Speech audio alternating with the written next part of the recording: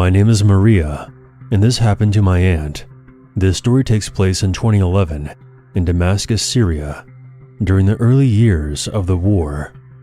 What started as a peaceful protest against the Assad regime quickly escalated into a brutal conflict.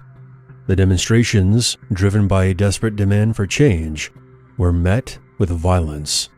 The government responded with overwhelming force, detaining and disappearing men and boys from their homes.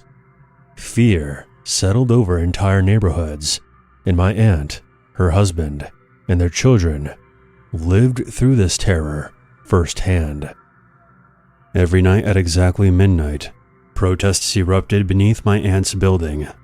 Almost all men in the neighborhoods gathered in the streets, their voices rising in unison as they chanted, "We want freedom," their cries echoing against the concrete walls. The government was always listening, always watching, but not because they were concerned about anything their citizens had to say. They were keeping them in check. Armed soldiers patrolled the streets with orders to silence any sign of resistance.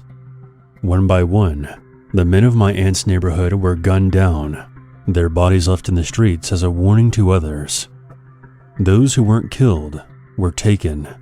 Husbands, brothers, and sons dragged from their homes, never to be seen again. The lucky ones were hidden away by their families, some managing to escape, while others were discovered and taken to prisons where they would never leave. From the last floor of her apartment, my aunt could smell the sharp, metallic scent of blood contaminating the air. Every night, the gunfire returned, rattling through the walls, making her flinch. She lived in constant fear, dreading the moment the bullets would pierce her home, or worse, soldiers would come for her husband, just as they had so many others. One evening, my aunt was standing by the window, listening to the distant chants, when she noticed movement outside. A group of soldiers had gathered, rifles slung over their shoulders, scanning the balconies above them. Then, one of them looked up. Their eyes met. For an instant, he just stared. Then, without hesitation, he raised his rifle and fired. Glass shattered around my aunt as she threw herself backward, shielding her face. The gunfire was deafening, reverberating through the apartment. Her children screamed as she scrambled to get them away from the windows. Bullets tore through the walls, sending dust and debris into the air. Then suddenly, silence. A moment later came a relentless pounding against the door. "Open the door," a voice barked. My aunt and her grandmother, who had been visiting that evening, exchanged a silent glance. Nobody moved. The knocking grew louder and more forceful. They knew that by opening the door, it could mean an unspeakable fate. Time passed unbearably. Finally, the footsteps outside faded, but the night's horrors were far from over. An hour later, the sound of heavy boots returned, many more this time. The soldier had brought reinforcements. The door burst open, and soldiers began searching the apartment, tearing through furniture, ripping paintings from the walls, and flipping mattresses. They were looking for anything that they could justify taking someone away. My aunt's husband had a gun hidden inside the house. If the soldiers found it, he would be arrested, and they might have never seen him ever again. As the troops ransacked the home, my grandmother clutched my aunt's trembling hands. One soldier paused at the exact spot where the gun was hidden. He hesitated for a brief moment before moving on. Then, as quickly as they had arrived, they left. The gun was never found. My aunt's husband was never taken. But that night would change everything. Their home was no longer a safe place. It was a battleground, Yet despite the fear, they never left. My aunt and her family still live in that same apartment to this day, with memories of that night lingering in every bullet-ridden wall. When I visit Syria, my aunt takes me for walks around the neighborhood, pointing out the scars the war has left behind. On one such visit, she showed me a shattered piece of concrete near her home. This pillar once blocked the vantage point to our apartment window. Had it not been here, we may not be alive today.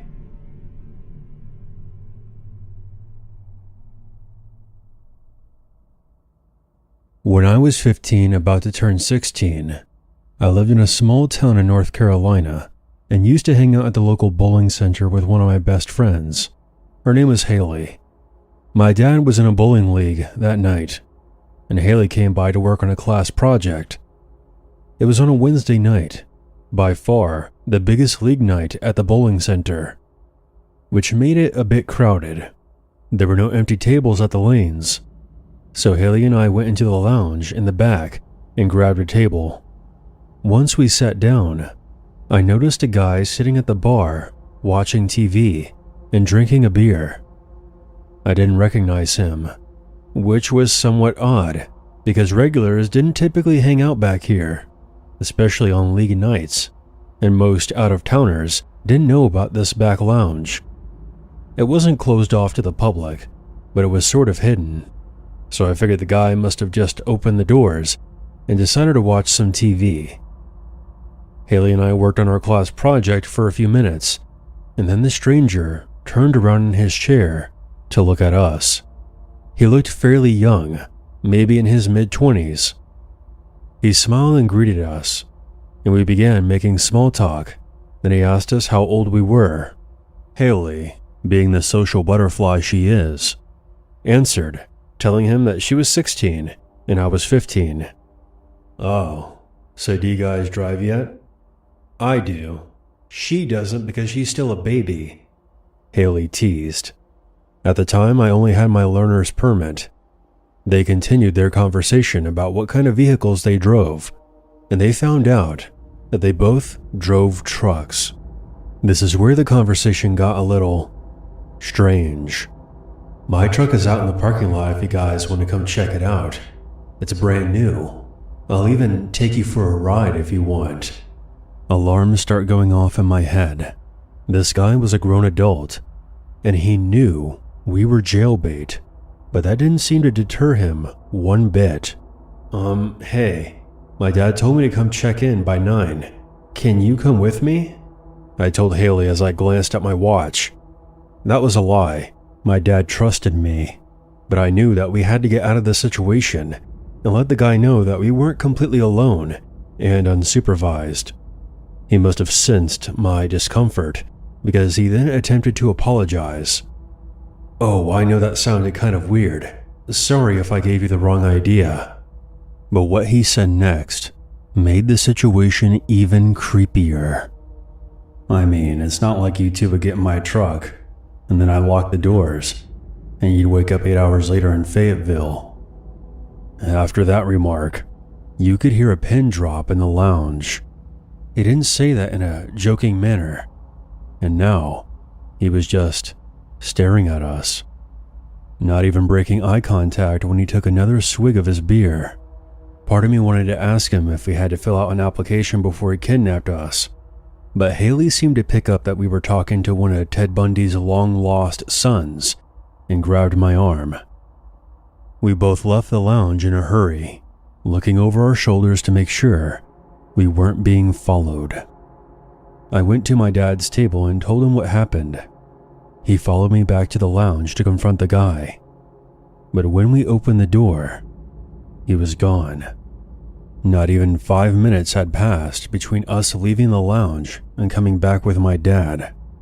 The man had disappeared, only leaving behind a half-drunk beer on the counter. We never saw him again after that night.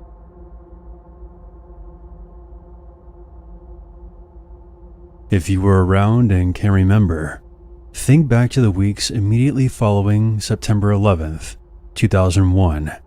Everything was America, especially in the South. and definitely in North Carolina, where I lived. There's a large number of military installations here, including a massive army base about an hour from my hometown. Nearly every car, at minimum, had an American flag bumper sticker, and a frightening majority of people thought anyone who had skin darker than a potato chip was a potential terrorist. Everyone was hyper-vigilant, and many people took this as an excuse to become overly interested in the lives of their neighbors, sometimes out of concern for their neighbors' safety, sometimes out of concern for themselves. I was 8 years old, and I was pretty sure my elementary school wasn't going to be a target of any massive terrorist attacks, and neither did my parents. So my brother and I continued to walk to school each day. This was never a problem. We walked to school every day that didn't have totally awful weather for almost all of my grade school existence. My neighborhood even had paved walking trails, including one that led directly to my elementary school. I can't remember if it was because of recent rain flooding the creek beside the trail, or just the climate in general making bugs come out in full force, but that week, my brother and I decided to take a different route and walk along the road. This plan went off without a hitch, until we were walking home one day in a black SUV with tinted windows and a giant American flag that blocked the view of the back window slowed down to a crawl and abruptly stopped in front of us before rolling down the driver's side window. The driver was a blonde, middle-aged woman wearing large sunglasses that obscured much of her face. "Hey, it's not safe for you to walk out here," she called to us. My brother responded something along the lines of, "It's fine. We always walk home. We don't live far." She rolled her window back up and drove a few feet ahead before screeching to a halt, then rapidly reversed back to us while rolling down her window once more. She then yelled, "You little bastards! You spit on my car. You need to get in right now so I can drive you home to your parents so you can apologize in front of them." We both shook our heads, and I called back, "We didn't spit on your car. Look at the side. Get in my car right now so I can take you home." Without another word, we took off running to a nearby forest. My heart was pounding. I never turned back, but I did hear the door of the SUV opening and closing. We switched back and forth through the streets and woods, taking several different pathways before finally circling back around until we were home. We just sort of shrugged it off as, "Yeah, that was weird." Maybe 15 years later, when I told this story to a friend, their eyes grew wide. "You know she was trying to kidnap you, right?" Back in those days, I wasn't aware of things like human trafficking. If we had gotten into that SUV, we would have never been seen. Again.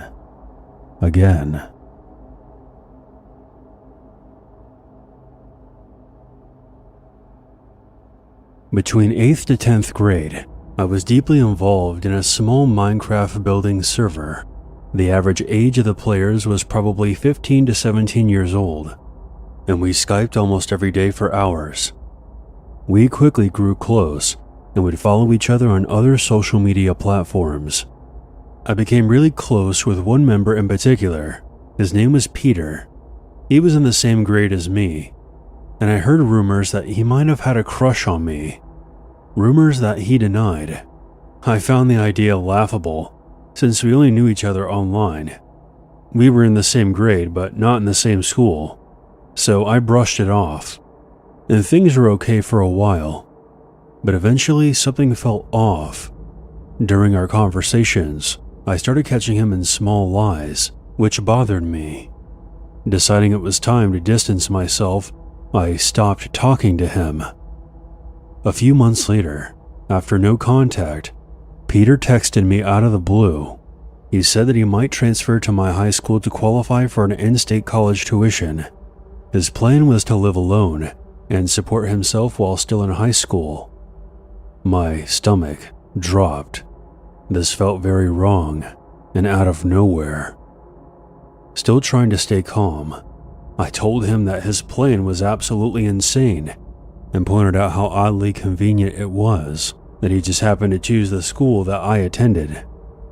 But he insisted that this was a coincidence and that his plan would work. I really hoped that he was bluffing, just messing around. But a short time later, he claimed that he had already purchased plane tickets to visit my high school and stay in my town. Fear washed over me as I realized that Peter was serious and had an unhealthy attachment to me. He wasn't bluffing. To my horror, he posted a Snapchat photo from the airport. He asked me to meet up while he was in town, but I denied.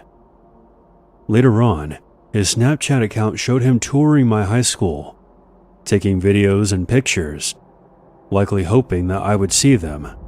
Fortunately, I was home with pneumonia that day and didn't have to face him. Over the next few days, I was on edge, terrified that he would show up at my door. Luckily, he never figured out where I lived, and eventually he flew back home, abandoning his plan. Shockingly, the rest of our online group never thought his behavior was creepy. I felt like I was going crazy for finding it severely disturbing. I hoped my rejection of the meetup and continued silence would end things. But 2 years later, after I committed to my dream college, Peter popped up again. I had, foolishly, kept following him on social media to monitor if he was ever near me. Then I saw it, a photo of him posing in front of my college's library, captioned, "Transferring here is definitely the move." I don't know if he ever did, but I never ran into him on campus.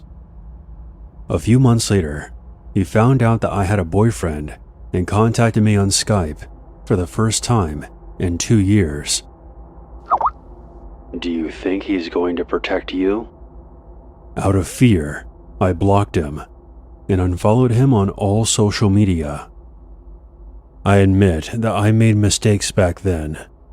I was young, scared, and surrounded by people telling me this wasn't a big deal. He hasn't tried to contact me since, but that doesn't mean he isn't still watching me.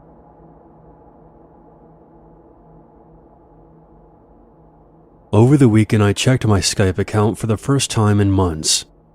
I had a contact request from the username Young Love Money. Curious, I added them to see more of their info. It didn't reveal much. Later that day, the account tried calling me. I didn't answer.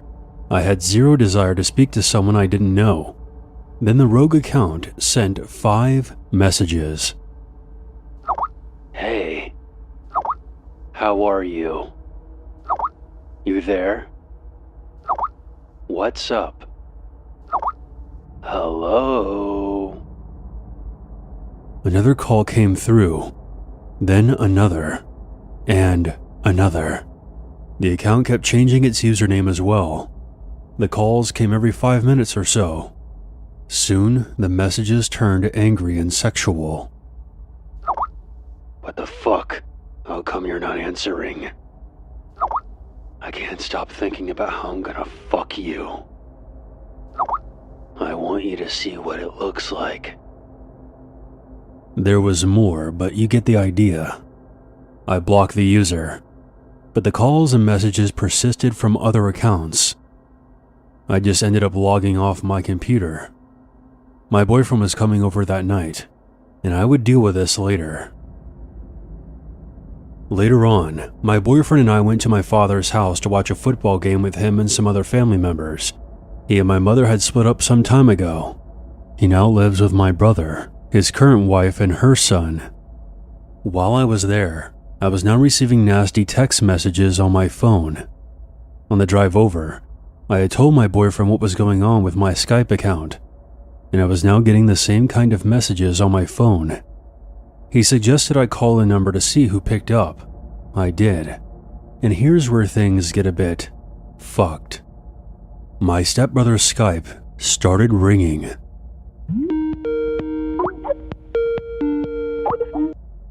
The mobile app has a distinct tone, so I knew right then and there he had been the culprit all along. He scrambled for his phone and stopped the call just as mine hung up. He then bolted upstairs and didn't come back down for the rest of the night. My stepbrother is a 29-year-old, 6'4", 260-pound, jobless man-child. He would always make me feel uncomfortable with his temper, space-invading habits, and inappropriate jokes at odd times. Now I was extremely nervous. I didn't want to tell my dad though, for fear of putting his marriage under strain. Plus, I kinda knew his mom would side with her son anyway, and act like he had done nothing wrong. She's part of the reason he behaves this way. My real brother, who also lives there, has had some issues with him as well. But nothing ever gets done about it. My stepmother just laughs and says, "Oh, he's just giving you a hard time." Of course, my father is next to useless when it comes to this situation, which is super painful because my brother and I genuinely care about him a lot. My stepmother claims that her son has emotional issues and can't work because of his condition.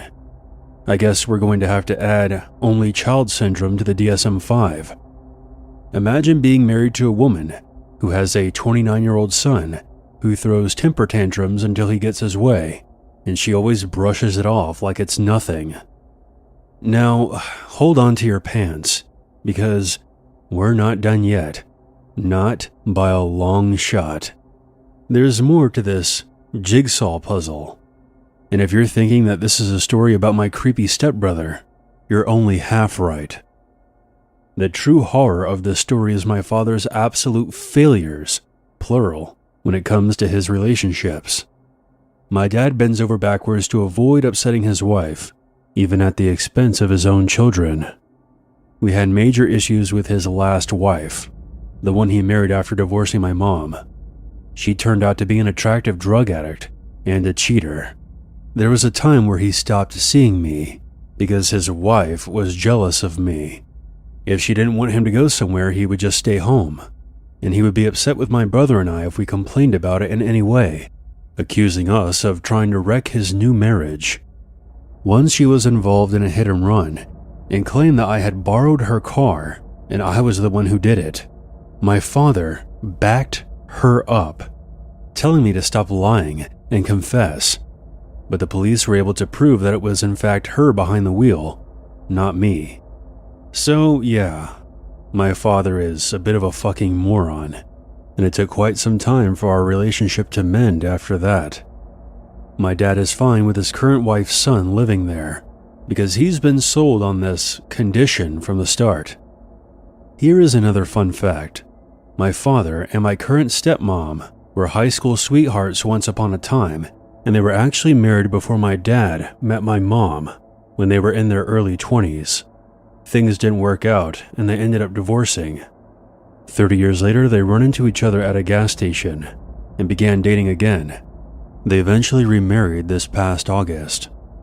I actually get along with her quite well, and she is very good to my father. She just has a messed up son who's going to ruin everything. It's sad, but it is what it is. I'm not too worried for myself. I'm never alone with him, and I think this was a twisted game for my stepbrother's amusement. Like, haha, you don't know it's me. That was the initial plan anyway, until I caught him red-handed. I feel like he was using his Skype account to anonymously confess those things to me, and now I know he has had those thoughts. But I haven't heard from him since. Now whenever I visit my dad, he stays upstairs, never coming down. The holidays are going to be very awkward for us though. I don't want to exchange gifts or even be near my stepbrother at all. I've always found him creepy, but this was a whole new level of insanity.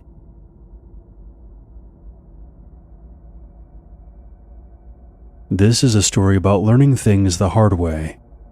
You can roll your eyes and point out all the bad decisions I made, and you would be right. But I would argue that good decisions can only be made with the knowledge of bad experiences. Let me start from the beginning. I'm a female, and I once had a friend who I thought of as a brother, someone I could talk to and trust with my deepest secrets. I met him at school during a sports day in my 4th year of secondary school. We'll call him Joshua. It was the last day before the holidays. We hung out with a group of others. We were laughing and enjoying ourselves. Afterward, we exchanged Facebook info. He didn't message me until midway through the holiday break, just saying hi and checking in. I was quite a bit of a loner back then, and I hadn't had a real friend since primary school, so I was flattered. We started talking on a regular basis. Around this time, I was moving houses, and he mentioned that he only lived 10 to 15 minutes away, meaning that we could hang out sometimes. I was excited. I had never had a friend over before, so it felt like a new experience. A year later, we were best friends. We discovered our mutual interests, walked around town, went to movies, swam, shared secrets. We did everything. But this is where things take a turn for the worse. He wanted this to be something more, but I just didn't have those feelings for Josh. In fact, I had a boyfriend named Charlie, and Josh was aware of this.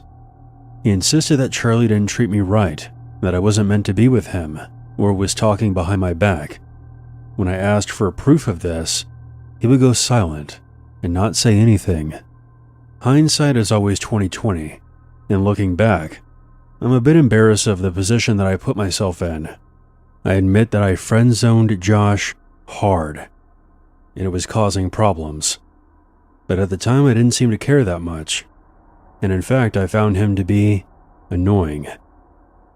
He kept trying to join Skype calls I would have with Charlie, who I rarely got to speak to between his job and my studies. We usually declined Josh joining, and he would get upset, messaging me, "If you were really my friend, you would let me join," only to apologize 30 minutes later for being childish. All of my online friends, including Josh, knew that I was a big-time gamer.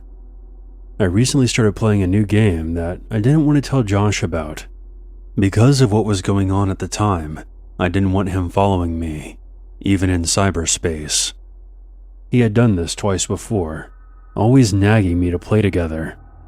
I found a great guild, raiding twice a week for a few hours, and things are going great. A week later, Josh found out through a mutual friend, signed up, and joined my guild. I knew it was him. He always used the same username. Apparently, he was trash-talking me behind my back, harassing female members, and just generally annoying everyone. He thought everything he said was hilarious. Every other sentence was a bad reference. He would disrupt our raids by joining our voice channel and blasting loud music. He was eventually booted. Frankly, he got what he deserved. After he had been bad-mouthing me behind my back and deciding enough was enough, I called him on Skype and ended our friendship. He didn't take it well. He cursed me out, threatened to leak all my secrets to my friends, and said that he would ruin my life. I hung up, blocked him, and thanked God that he was gone. Or so I thought. I had forgotten that he knew where I lived. I've been avoiding him for a month, prioritizing time with my guild, and just not wanting to deal with him. 3 weeks after cutting him off, I noticed something disturbing. I'm a diagnosed insomniac, and sometimes I gaze at the street lamps outside. That's when I saw Josh standing under the street lamp closest to my house. My room has a balcony outside the window. It's easy to climb, with its ledges and pipes. I've even snuck down that way before. I usually kept my window open because my room is so warm at night. At the time, I didn't have a fan, and the AC unit was broken, but that week had been freezing, so the window was closed. 15 minutes later, I saw him approaching my house and started climbing. I was so grateful that I had closed the window that night. It would have been easy to slip through otherwise. I turned off my monitor and sat there in the dark, shaking, with my teeth chattering, but still trying my best to stay quiet. I couldn't leave my room. The creak of the floorboards would have gave me away, and he could easily hear me from the balcony. I could not scream for help either. My mom was out drinking, and my younger sister was at my grandparents' house. I was alone, and watched in terror as he approached the window. He tried opening the window, but it wouldn't budge from the outside. So we just sat there, staring into my bedroom. It became a waiting game. Minutes felt like hours.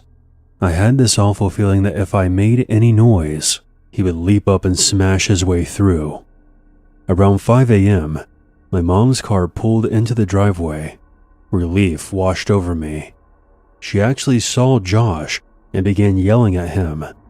I heard him scrambling back down the pipes. She initially thought that I had invited him over, but when I explained to her what was going on, she hugged me and said that she was glad I was okay. We called the police, but they said they couldn't do anything since he hadn't assaulted me. It's been 1.5 years now. I haven't seen or heard from Joshua since. He just simply vanished. Maybe that's for the best. Wherever you are, Joshua, I hope you got some help and moved on, because you came extremely close to going down a very dark path.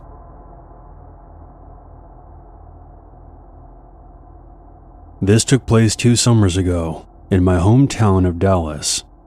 I am aware of the human trafficking that happens in this city.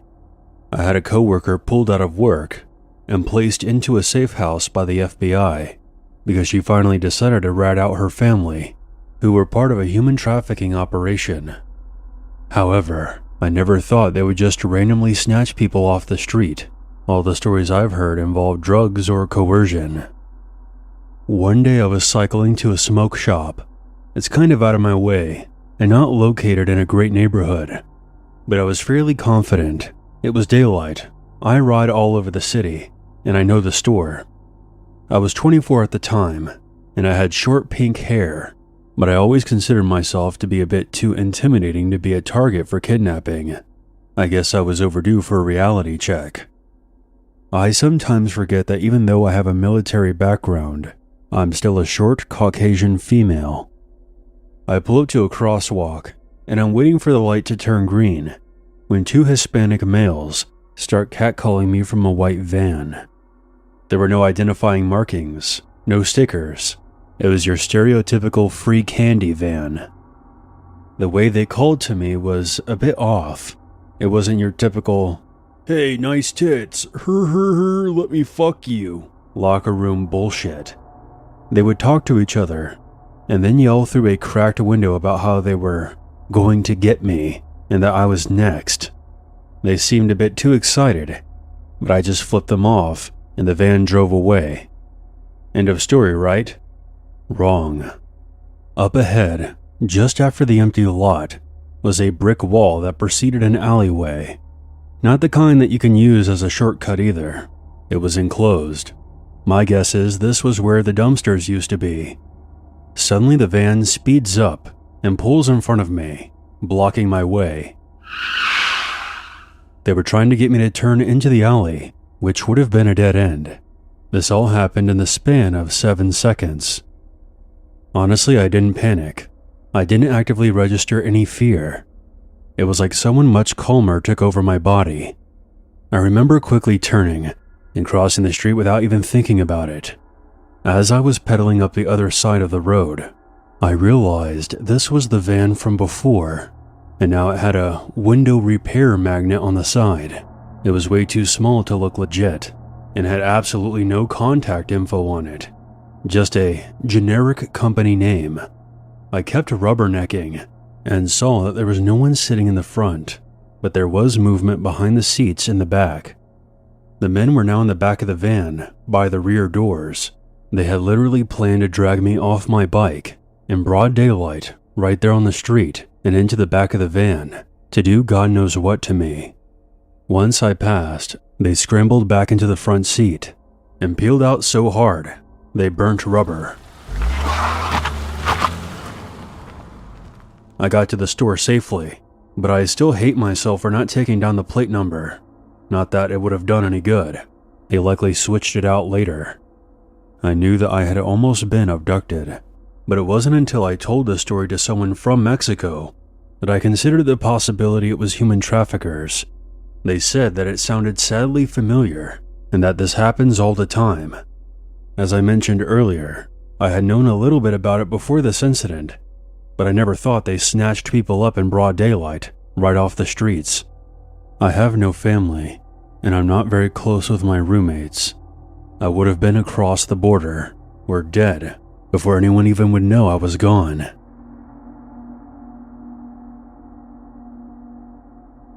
In 2010, I was driving from New Orleans, Louisiana to Eugene, Oregon. It was just me, a 24-year-old female, and my 2-year-old pit bull. We were in a 14-foot U-Haul truck, with everything I owned crammed into the back. I had one of those fancy flip phones and a MapQuest printout. I think the first smartphones actually came out around this time, but I didn't have one. Cell phone service was also much spottier, and there were long stretches through the desert where I had zero service for hundreds of miles. I was driving on a lonely stretch of highway through central Texas when I realized I hadn't seen a town or exit for a very long time, and my giant U-Haul was running low on gas. Just when I'm about to freak out, I see a small town coming up. When I arrived, I was so worried about other things that I never really paid attention to the name of the town, but there were only about 6 streets in the whole place, so I go gas up and was ready to get back on the road. Except I could not for the life of me find a way back to the highway. I circled the town about 4 times, and I began getting so frustrated because this was such a small town. How the hell could I not find my way out? I could literally see the highway, but couldn't get to it. I returned to the gas station and asked for directions. Now, when I got gas, I paid at the pump and never went in. When I entered, there was a skinny, nondescript guy who had black hair hanging down in front of his eyes. It looked like he could use a shower. He was not particularly creepy, just a bit rude. Our eyes never met. He was looking down at a magazine. He gives me directions that don't sound correct at all. He gave me the name of a road that would get me back to the highway in about 17 miles. For a moment, I was dumbfounded. I then point out that I didn't drive that far to get from the highway into town. Why so far to get back to the highway? You can literally see it from the town. He gives me some explanation about the road curving around. That doesn't really make a whole lot of sense. He was so casual, almost like I was just an annoyance, and can follow his directions or not. He still doesn't look at me. He then waved his hand in the direction of the door. When I get back into the parking lot, my whole body begins trembling violently, and my heart started racing, seemingly for no reason. Once I got back into the truck and put the key in the ignition, I burst into tears. I had the most terrible feeling that, no matter how nonchalant he acted, the gas station attendant had bad intentions. I didn't know what exactly, but I knew right then and there was no way in hell I was going to follow his directions. Yet, this was the only store in this small town, and short of knocking on doors, no thanks, there was no one else to ask. I decided that I didn't give a shit if this town had dropped out of the twilight zone. I was going to drive around until I found my way out, even if it took me all damn night. Then a big red beater of a pickup truck, as much rust as metal, pulls up and produces the quintessential Texas man. Huge, husky, wearing flannel and work boots. Without even thinking about it, I jump out of my U-Haul and approached him quickly, yet wearily. Looking into his eyes, I could see a kind human being, or at least I was hoping so. I asked him if he could please give me directions back to the highway. I told him I knew it was silly, but I just couldn't seem to find my way back. He looked concerned as I was visibly upset, so he made me laugh and very cheerfully gave me directions for a hairpin curve turnoff right at the end of a small concrete tunnel that I had passed several times. He said it often confuses travelers because it was so hard to see in the dark. They need to put up signs, etc. With a sinking feeling in my stomach, I asked him how far in miles it was back to the highway. He laughed and gave me a funny look. "Miles, miss? I'd say it's a quarter mile at most. You can see the highway right from here." At this point, I couldn't help it. I had to know. "So what happens if I drive?" I gave him the directions that the man in the store had given me. The Texan looked at me very intently and asked me how I knew about that route. It was pretty far out, and usually only locals knew about it. So I told him. He was quiet for a few minutes, and then asked me what the gas station attendant looked like, and if I had a map of the state. I gave him a physical description of the clerk, and said that I didn't have a map, just my MapQuest printout, which was not helpful in this situation. He goes to his truck and grabs a raggedy local map from his glove box, spreads it out for me, and traces the route that I described. The directions that I had been given led away from town, away from the interstate, and seemingly to the middle of nowhere. The Texan told me that the road did go for about 17 miles, right before it dead-ended in the desert. I asked him what was out there. He told me that there was really nothing, just some junked cars and a few trailers and mobile homes, all owned by the same family. This family was known locally as troublemakers, meth heads, and alcoholics.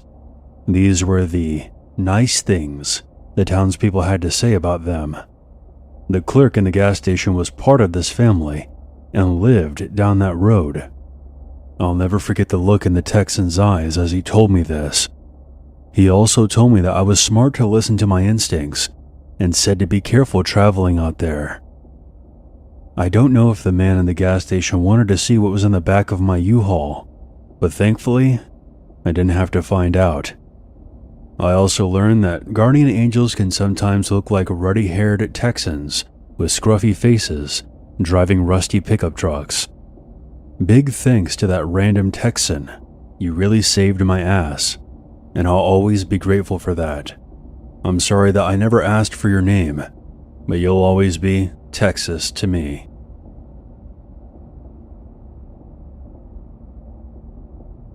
My grandparents owned some property way out in the boonies of East Texas.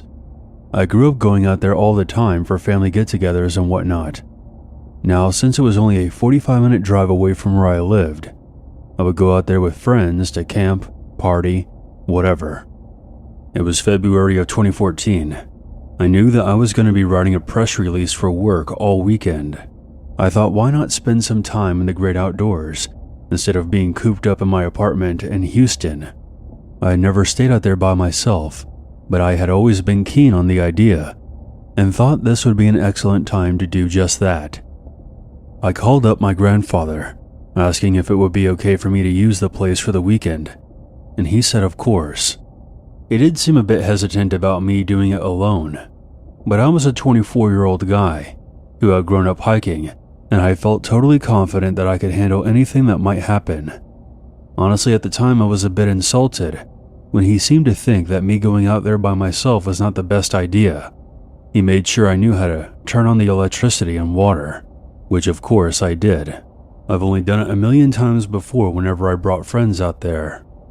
He asked if I had a key, which again, I did. Finally he said, "You know where I keep the Henry, right? My granddad is kind of a cowboy and keeps a 30-30 Henry repeater out there, mainly for shooting whitetail, but you never know." "Yeah, I know where it is." Admittedly, for the first time, I was nervous. To my knowledge, he was the only one who had ever stayed out there by himself, and he had never really talked to me about his guns. The only shooting I had ever done was with a pellet gun as a kid, and then a camera as I got older. The drive out there was nice after I got out of the city.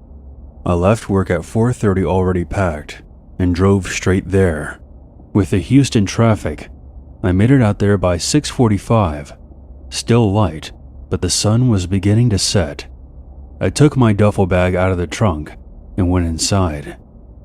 This house is more like a small resort than it is a ranch.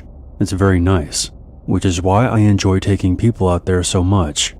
My granddad is pretty well off and had the place built when he was retired. It has 12 bedrooms, and I chose to stay in the upstairs master bedroom. I unpacked, sat on the bed, and opened up my laptop to look at what I had to write, and I immediately closed it. Fuck that. I'll work on it tomorrow. For now, I just want to go for a walk. There's a trail that goes in a big circle around the perimeter of the property and is about 3.5 miles.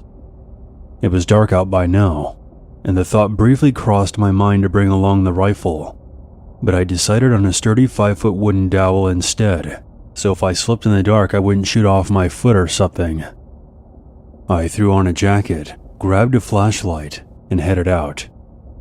It was a clear, moonless night, and the swath of the Milky Way across the sky was impressive, but it was still really dark out. I didn't use my flashlight so my eyes would adjust, and after 10 minutes or so, I could see reasonably well. It was nice outside. Chilly, but nice. After about 1.5 miles, I decided to cut the route short through the woods and head back. I know the land so well that I could head back to the house from any point on the property. The woods and brush are pretty dense though, and I am forced to turn on my flashlight. A thick wall of twigs and vines was revealed. I pushed through it with my stick, getting a couple scratches in the process, when I see something deeper in the forest, partially obscured by the underbrush. It looked like someone had left a pile of clothes in the woods. I kept the light trained on it for a second or two, trying to see what it was. Suddenly, it jumps up, fast, and sprints further into the trees. My heart jumps to my throat, and my stomach does a somersault. I feel pins and needles of adrenaline surge all over. With all the force I can muster, I try to shout, "Who's there?" But I have no idea what it actually sounded like. Immediately, I regretted not bringing along that rifle. But hell, I had even left my cell phone on the bed. Fucking brilliant. The worst part of it was, whoever it was had taken off in the direction of the house, and I couldn't remember if I locked the door behind me. After the initial shock began to wear off, real fear set in. It is suddenly very cold. Never before have I felt so isolated and so fucking stupid. I should have never come out here by myself. If that guy shoots me or something, no one will miss me until Monday. After collecting myself, I concluded that I had to get to my phone. I walk 1 mile through the forest, terrified the entire way. The woods end about 150 yards from the house's front patio, and I basically had to sprint. Now, for any of you who have been in a situation like this, know that running does not help. You can feel that gut-wrenching panic making you constantly think something is right on your heels. When I got to the front door in this semi-sane state, I was in for another shock, since the door is cracked open, and I can't remember if I did that or not. I have to go inside. I push open the door, holding the dowel sort of like a baseball bat, and immediately hear shrieking coming from the living room. I don't think I have ever been as close to blind terror as I was in that moment. I would not have been able to speak. I could only manage a struggled, "Gah!" I sprint up the stairs and into the room where my stuff is, at every turn expecting to see some horrific rotted corpse shrieking at me. I slam the door behind me, and I hear the scream again, from directly below me this time. I run into the bathroom and dial 911, locking the door and hiding in the shower. In retrospect, this seems like a real bitch move, but every ounce of bravado had long since drained out of me. I tried to describe what was happening over the phone, but I'm not sure how much sense it made. There is a small town about 9 miles away from our property, where the nearest police station was. It took them 20 minutes to arrive, during which I heard the scream one more time. It was a lower pitch now, and sounded strangled. Then came the flashing red and blue lights through the window. I was still hiding in the shower when I heard a man shout, "Police! Anyone here? Come on out." I got up and opened the bathroom door, then heard a voice downstairs. "Christ. Evans, call an ambulance." I then opened the bedroom door, and a cop down the hall has a gun on me. "Freeze!" I try explaining that this was my family's place, and that I was the one that called, but they still handcuffed me. I soon see why. In the living room was the man I saw in the forest, on his back, staring blankly upward, one arm outstretched at the ceiling, and the other bent, but still reaching upward. His head was lying in a pool of blood. We eventually get it cleared up who was who, and that I wasn't the one that cracked this guy's skull open. Later I found out this man was a paranoid schizophrenic, possibly homeless, who had wandered onto our property, hard to tell where from. We still don't know how he was bleeding, some kind of blunt force trauma. Maybe he fell. But I'm pretty sure if it was my granddad instead of me out there, he would have been shot. Despite what happened, I still got the press release completed by that Monday.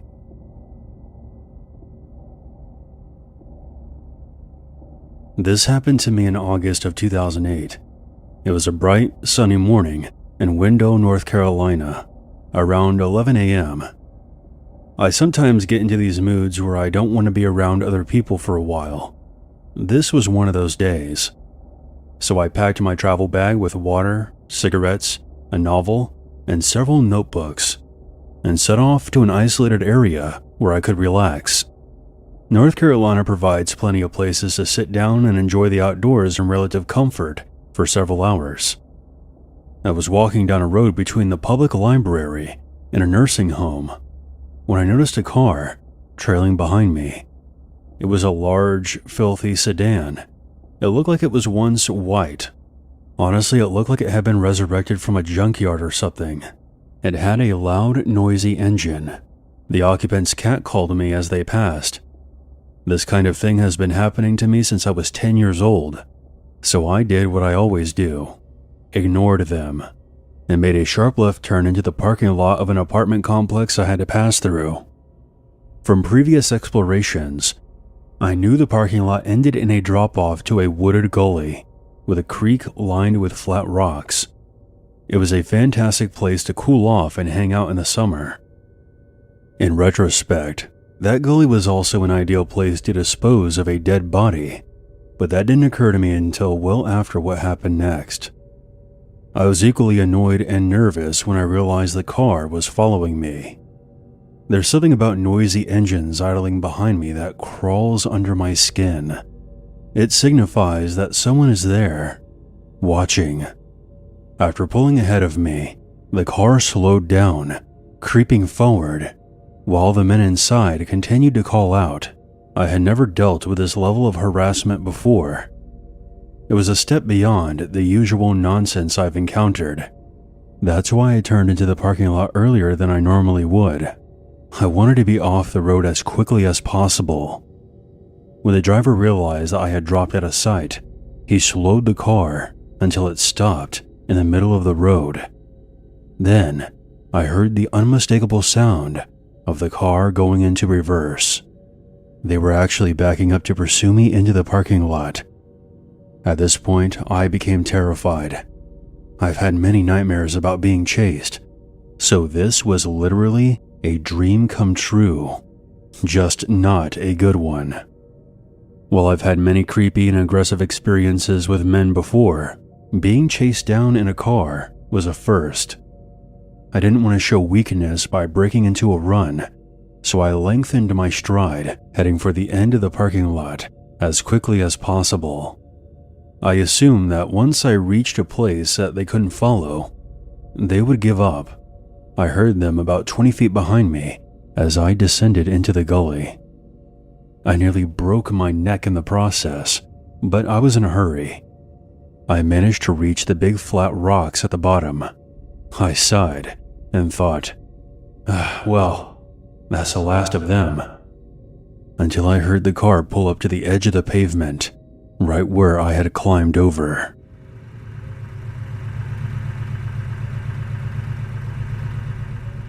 I didn't run away immediately. I was too angry, too stubborn, wanting to believe that this was all a misunderstanding. It seemed too incredible that anyone would deliberately stalk me to this degree at 11 a.m. on a Sunday in a boring part of town. I stood on the flat rock, listening and looking up at the sedan. It was tense, but I didn't expect it to escalate any further. I could still hear the engine rattling. Perhaps one of them needed to grab something from a friend in the apartment complex. I thought I would hear them drive away any second. But then I heard the car door open, followed by the voices of at least 2 men. I couldn't make out much of what they were saying, but I heard the word fuck a lot. I don't think they could see me clearly from where they were, but I wasn't sticking around either way. The gully is heavily wooded, which is ideal for not only shade, but also, as it turned out, for hiding from dirty rednecks and big cars who don't know when to give up. I found a vantage point that hid me entirely from view and allowed me to see the sedan. I was also close enough to a nearby house that I could run for help if needed. Did I mention that I left my cell phone at home with my mom because hers wasn't working? Yeah, that's what I call bad timing. I'm sure I wasn't hiding among the trees for more than a minute. It felt longer. That's how panic works for me. My mind loses its grip on reality. Unfortunately for my blood pressure, the moment the car pulled away from the edge of the parking lot and disappeared from view, I realized that if Captain Poontang and his redneck minions were to circle the block in their shitty sedan, they could probably spot me from the road. So I ran out of the trees and back to the rocks lining the ravine, which would hide me from anyone not standing at the edge and looking straight down. I spent the next 2.5 hours sitting there, chain smoking, waiting for my nerves to settle. I would have left sooner. I was starving and running low on water, but a man was mowing grass at the apartment complex above me. After what happened, I was so freaked out that I was afraid he would say something creepy if I walked past him.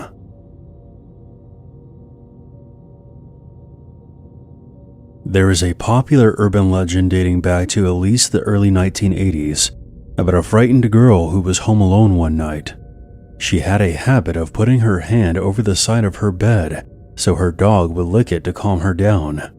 There are many variations of this story, but it always ends with the dog being killed and her discovering the horrifying truth that it was not her dog licking her hand. Of course, this is just an urban legend, but what if I told you that I have a true story that comes pretty close? Don't worry, no dead dogs. I know people don't like that. This is a story of a girl named Daphne who attended my high school.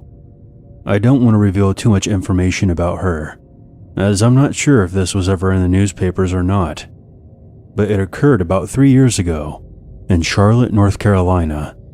Our story begins as Daphne was going to bed one night during a Charlotte winter, which can get unpleasantly cold. Daphne remembered feeling restless during her sleep and groggily waking up to pull the covers back over her, which had been displaced several times throughout the night. At one point, she woke up shivering as her blanket had, once again, maneuvered its way to her waist. Without moving or opening her eyes, Daphne lay there in silence, wondering why she kept kicking her blanket off in her sleep. This had never happened to her before. That's when she felt her blanket being slowly pulled toward the foot of her bed. Imagine how terrifying that must have been, suddenly realizing you're not alone. Daphne opened her eyes to see a man at the foot of her bed, staring back at her. Immediately, she jumped up, screaming, and ran out of her room to get her parents. The intruder escaped through the window and was never caught. The police were called and found several beer cans and a knife under her bed, giving them reason to believe that the man had frequently watched her at night. How he got inside the house is still a mystery. Nobody knows if the man was planning to do something horrible to her or merely liked watching her sleep.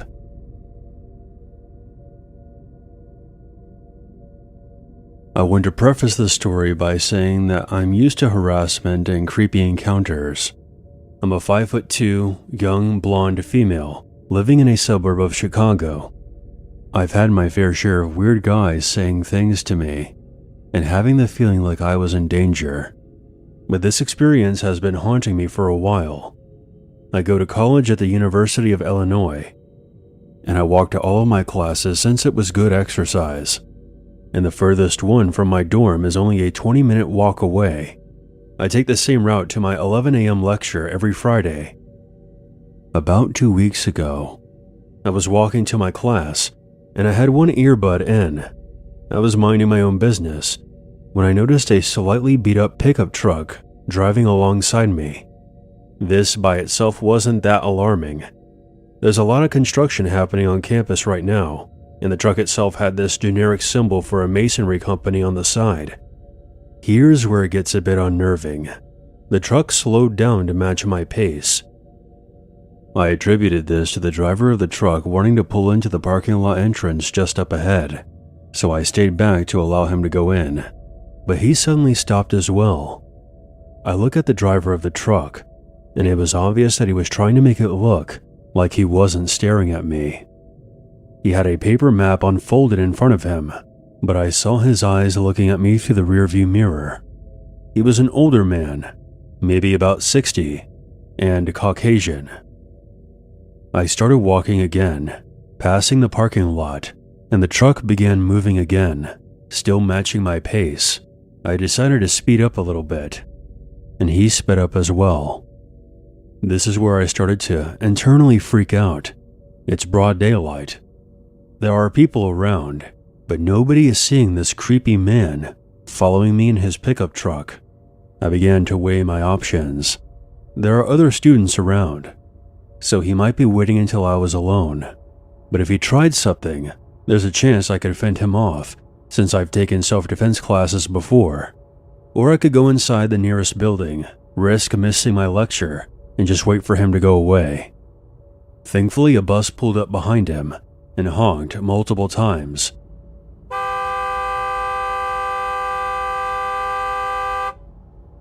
The bus driver was probably aggravated that this truck was going 5 miles per hour on a road that was 30. The driver seemed reluctant, but he eventually had to drive away. I returned to my dorm room after class and began researching. I looked up every masonry company in the area, scrolling through websites and Yelp reviews for hours on end. And I didn't find a single one with that same logo I saw on the side of that truck. I told my roommate what happened when she got back, and she thought I should report it to the campus police. I agreed with her and called it in.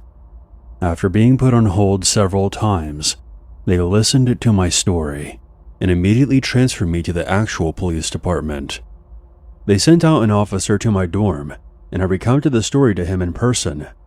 The officer looked very concerned, and he agreed that I was definitely being followed. He asked me if I knew the license plate number, and I mentally kicked myself because I had been so freaked out that I didn't even think to take a picture of it or commit it to memory. I gave a description of the truck and the driver and offered to draw up the logo since I'm an art student. The officer said that they would be increasing patrols in the area and they would keep an eye out for any vehicles matching the description I gave. I may have gotten lucky that day, but that doesn't mean the next target will be.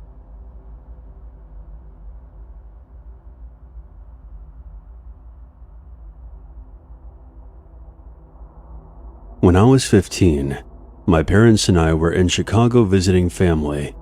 We had some time to kill while waiting for a train to head back home, so we decided to visit Grant Park, which was just a short walk away from the transportation center. We had been exploring the city all day, and the park seemed like the perfect spot to relax. Honestly, none of us were too keen on standing around a bustling station, with people constantly going in and out. Around the time we had to head back, I lingered about 30 feet from my parents, staring at a mural of Martin Luther King Jr. painted on a brick building across the way. I was admiring the attention to detail. Suddenly, my dad called out, "Hey, hurry up." Being a stubborn teenager, I wanted to dig through my travel bag and take a photo of the mural with my Polaroid. It's a hobby of mine. When I protested, my father repeated himself, and something in his tone told me that he was worried. I sensed that something was off. My dad had grown up in Oak Park, not far from Chicago. As a kid, he spent time with his grandmother on the south side, while his father worked a construction job in the city during the 60s and 70s. He knew how bad things could get. As I approached him, he spoke to me in a low tone. "There's a man watching you." I brushed off what he said at first. There was someone watching me? No big deal. But then, I turned around and saw him. There was a man wearing a tan bomber jacket and a bright red pair of Converse sneakers. I remembered seeing those shoes from a TV show I watched, which is why that detail stuck with me. He was holding a cell phone and staring directly at us without blinking. His gaze was predatory, like he had spotted a huge crate of gold and was calling up some buddies to help him move it. The intensity of his stare was unnerving. Grabbing my arm, my dad said, "Come on, we're heading back to the station." We crossed the street, and the man followed, his eyes locked on me the whole way. At the next intersection, he crossed the street again to stay parallel with us. "Who is he? Why does he keep staring at me, Dad?" I stammered. We started weaving through streets, taking random turns, but every time we thought we had lost him, there he was, steadily closing the distance, his gaze unwavering. My heart pounded. My mom didn't seem as alarmed as my dad and I were, but didn't complain about anything.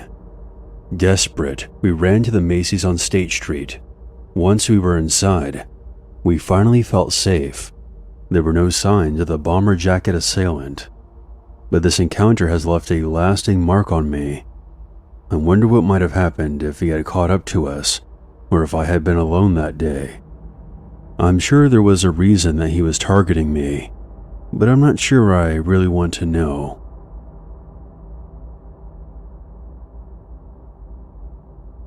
This happened about a year ago, when I was 26. I'm a female and tend to be friendly toward most people. I'm gonna be honest, I'm not a small woman. I'm 5'7" and slightly overweight, but I still get quite a lot of attention, for some reason. This particular day, I was heading home from work. I had a job in a warehouse at the time, and I was wearing old yoga pants and a bleach-stained shirt. I had no makeup on, my hair was up, and it was summertime in South Carolina. It was hot. I basically looked as unattractive as I possibly could. I just moved into a new apartment, and I was going to build myself some shelves out of wood and cinder blocks. I decided to swing by Lowe's after work to grab some materials I needed. I got one of those large pallet carts and started collecting the things I would require. I take pride in the fact that I'm pretty strong and being able to build things, lift things, and generally just doing shit on my own. As I'm loading cinder blocks on my cart, This Lowe's employee walks up to me. I smile at him politely. He was maybe 5'11", wearing wire frame glasses, sparse stash, yellowing teeth, balding, but somehow was still physically fit. He was maybe in his 40s, although I admit I'm a bad judge of age. He offers to help me. No thank you, I've got this. Oh no, this is what they paid me for. He literally takes the cart from me and starts pushing it and begins asking me all these questions. They seem pretty standard at first. What was I building? The materials I needed? Things like that. I answer him but keep them short. I was definitely getting the vibe that he was trying to hit on me.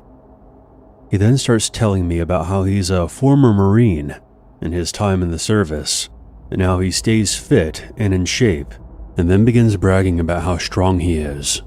And I kid you not, he flexes for me. Like, who did this guy think he was? Johnny Bravo? At this point, I'm getting annoyed, but not creeped out. We get to the lumber section, and I begin to grab this board.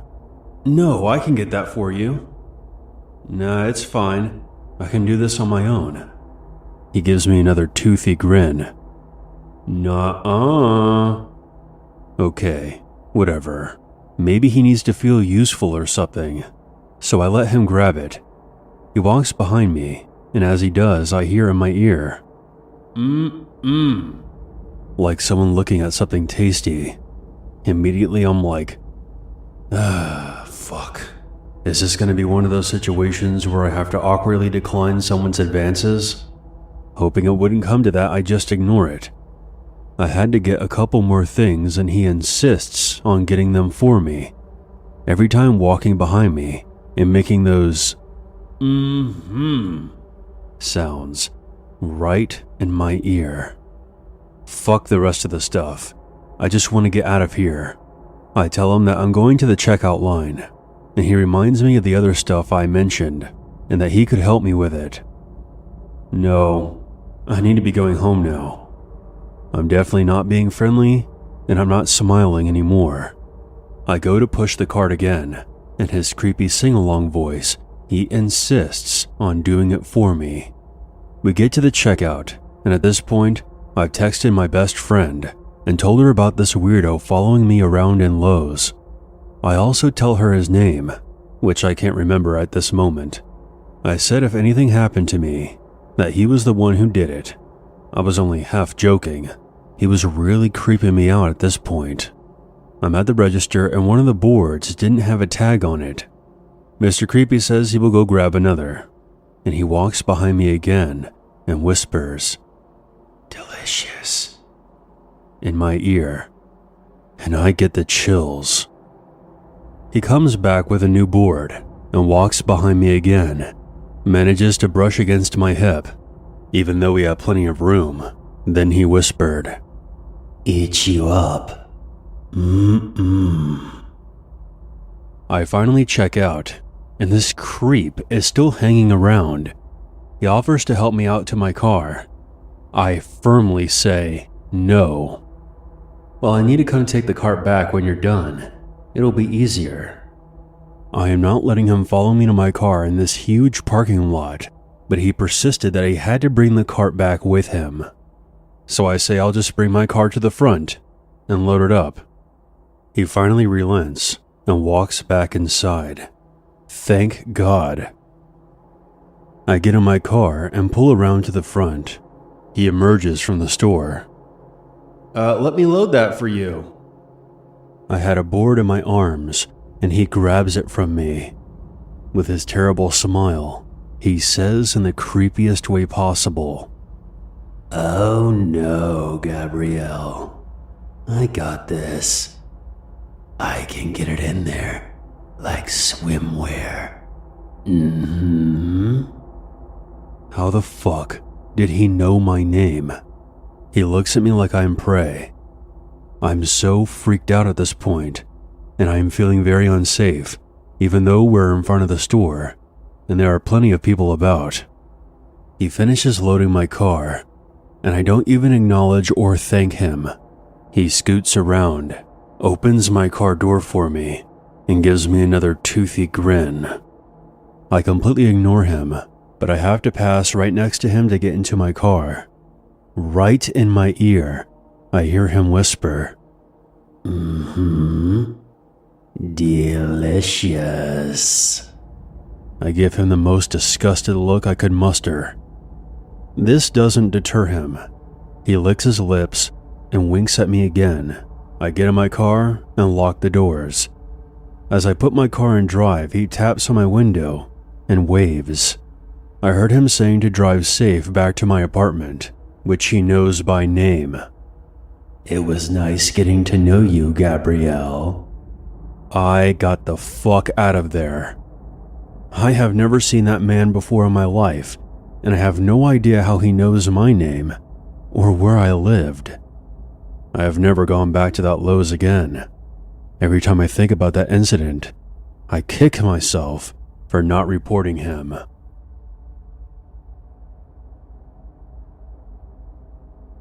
I hesitate to use the word stalked due to the infrequency of when things happened, but I really don't have another word for what's been going on for so long. I'm a 28-year-old female from South Carolina.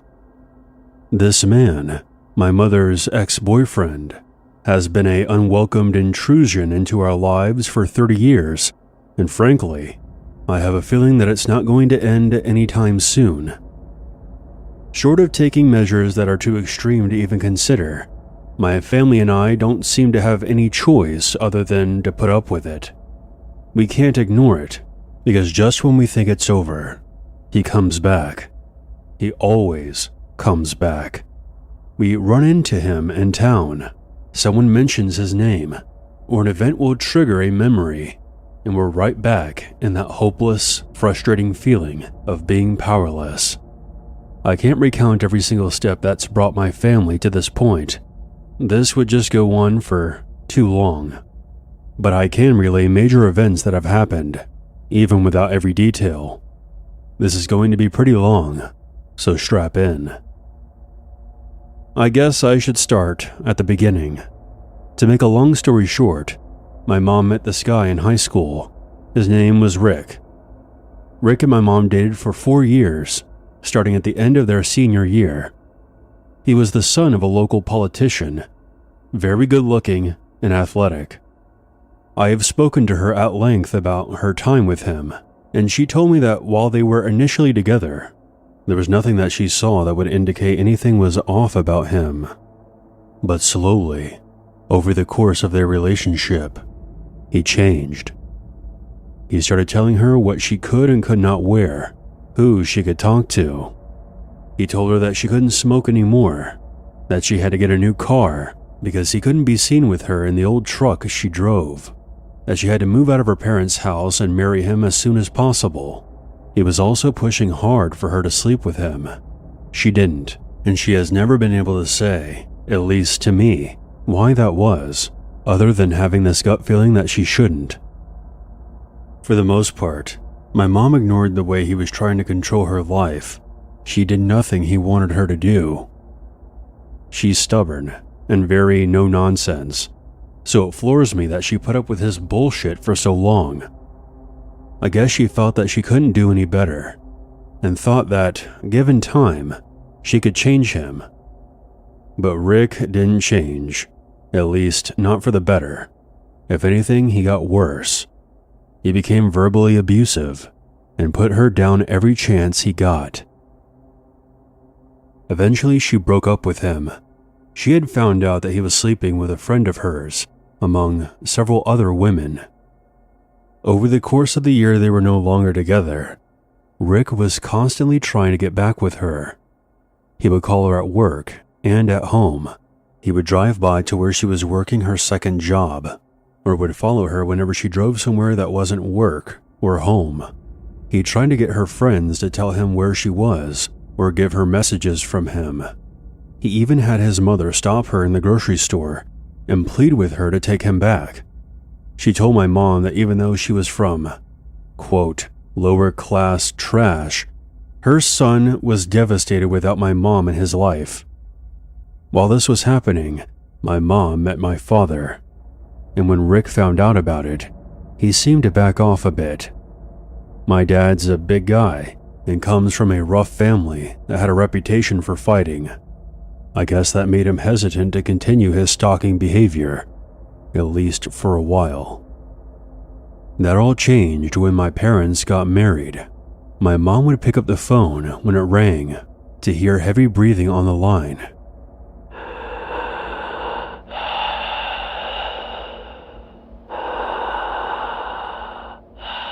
A man's voice that was clearly disguised would try to ask her questions about her marriage, or say something lewd about her or the intimate aspect of my parents' relationship.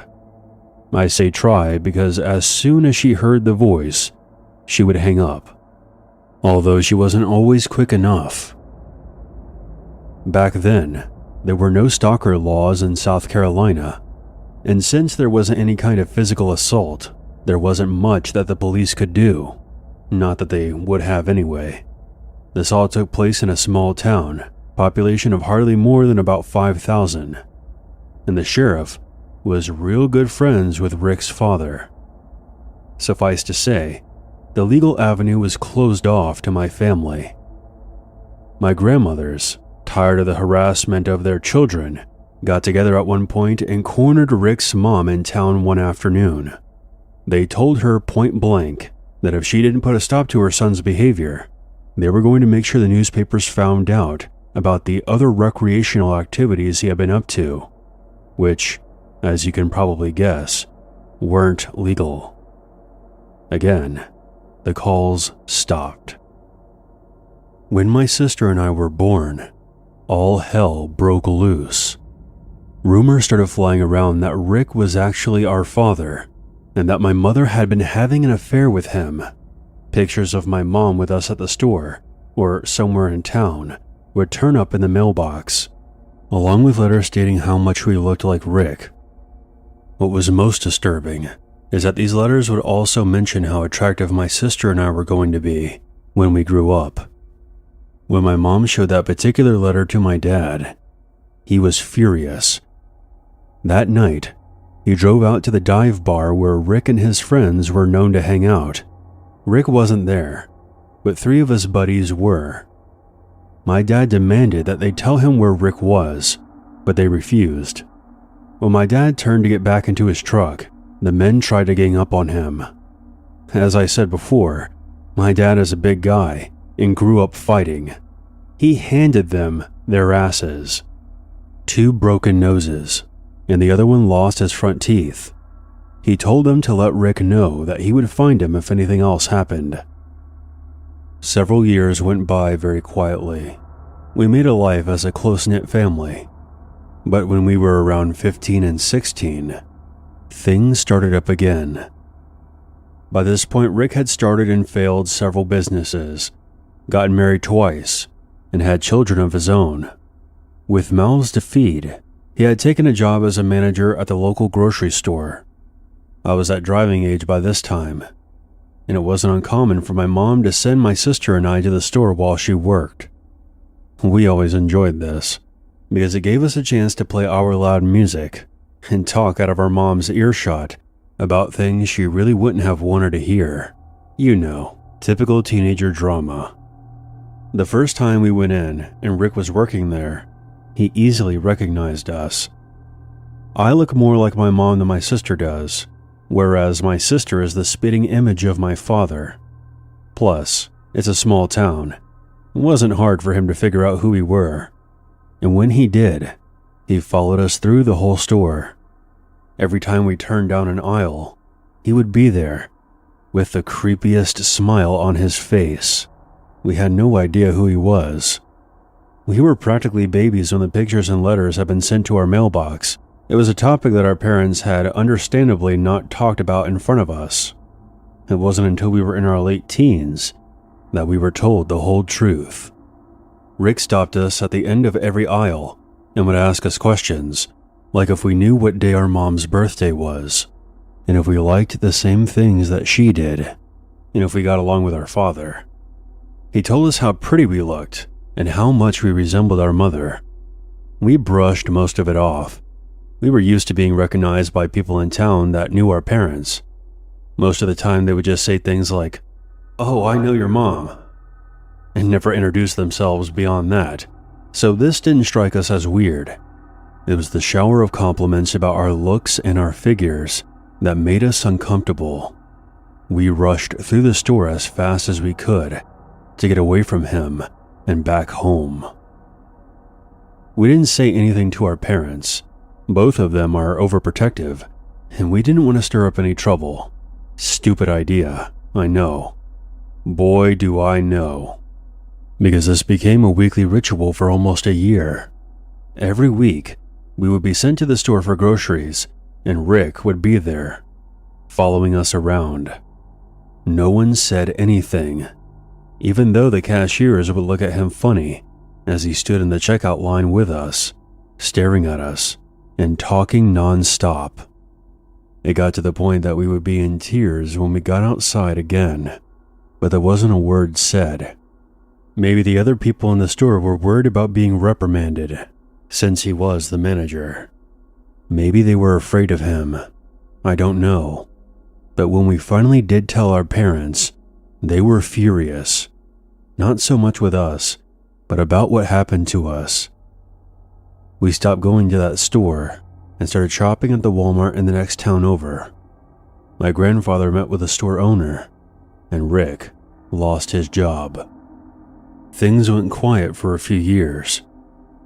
Occasionally we would see him in town, and when we did, we would try to avoid him the best we could. Sometimes he would sneak up and try to talk to us. Being raised on the tradition of Southern hospitality, we couldn't just ignore him without feeling like we were committing a sin, so we tried to keep it as brief as possible.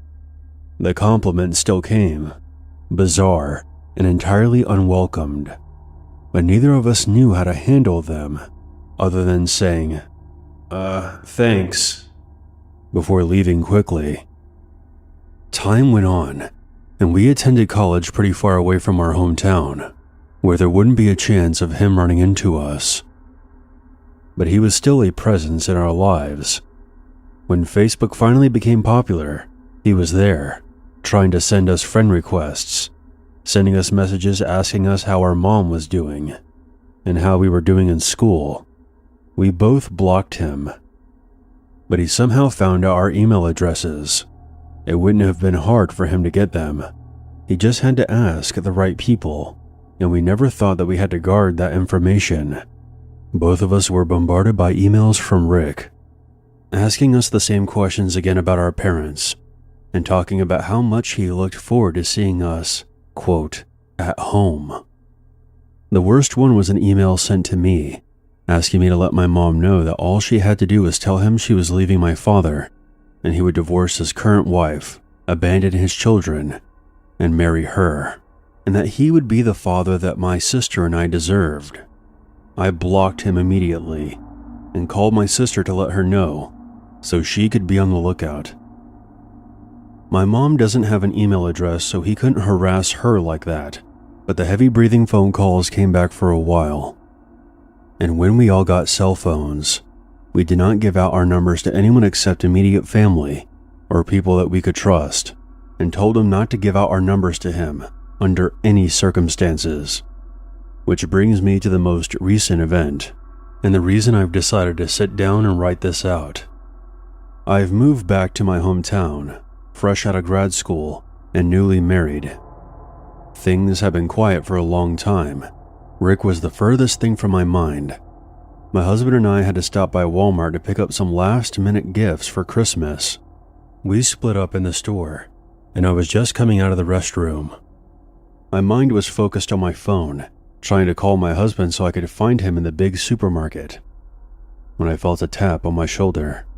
Distracted, I turned around and almost dropped my phone when I realized I was standing face to face with that son of a bitch, Rick.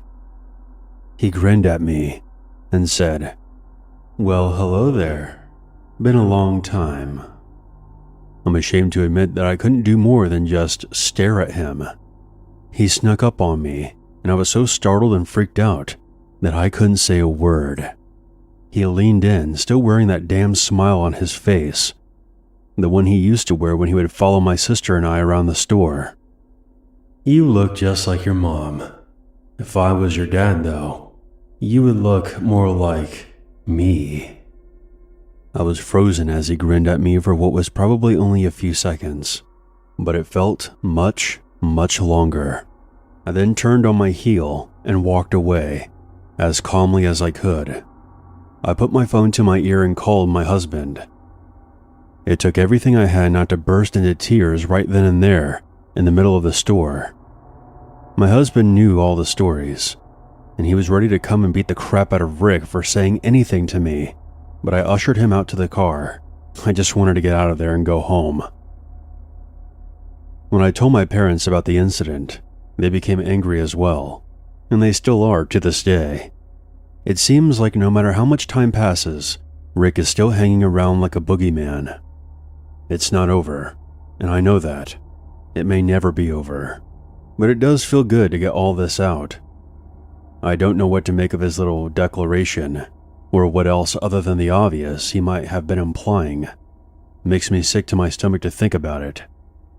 What I do know is that I am very, very grateful that he certainly is not my father, because I can't imagine what my life would have been like growing up with him.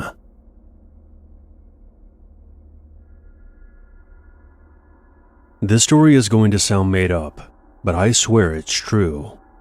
In retrospect, I probably wasn't in any real danger. It could have been an elaborate prank, and there's probably some video out there of a frightened 18-year-old girl screaming her lungs out in a swimming pool. But if their aim was to scare me, well, I'd say they did too good of a job. This took place last summer, shortly after I graduated high school. I was on vacation with two of my best friends, Ashley and Randy. We were at the Disney Vacation Club on Hilton Head Island in South Carolina. I'd been to Myrtle Beach several times before, but never here, so I was very excited. Also, my favorite movies are from Disney's Renaissance era, so this was going to be special for me. Things were going well for the most part. We swam in the pool, sunbathed for a while, and even ran into some friends of ours from high school on the third day there, who just happened to be staying at the resort as well. And we ended up having some drinks, non-alcohol, and playing some shuffleboard together. It was a lot of fun. On the way back to our room, we had to pass an area where a Pluto meet and greet was happening, and we had to dodge a bunch of families on their way to get in line for that event. However, I noticed something very odd as we made our way through the crowd. There was someone who was sitting on a nearby bench. They appeared to be dressed in casual clothing, but something that stood out about them was that they were wearing a full-sized Mickey Mouse mask, one of those vintage-style ones with a pale white face and black eyes, the one that people usually see in their Disney-related nightmares. If that wasn't creepy enough, the person wearing this mask seemed to be looking right at me. I only saw this for a brief moment, because another wave of kids was rushing toward the line, and we quickly had to maneuver around the crowd to prevent being trampled to death.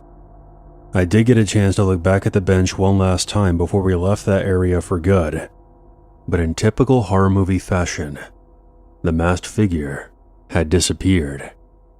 Later that night, we headed over to the beach house a mile down the road to do some more swimming. There were more meet and greets happening all over the resort, so we figured that the beach house wouldn't be that busy.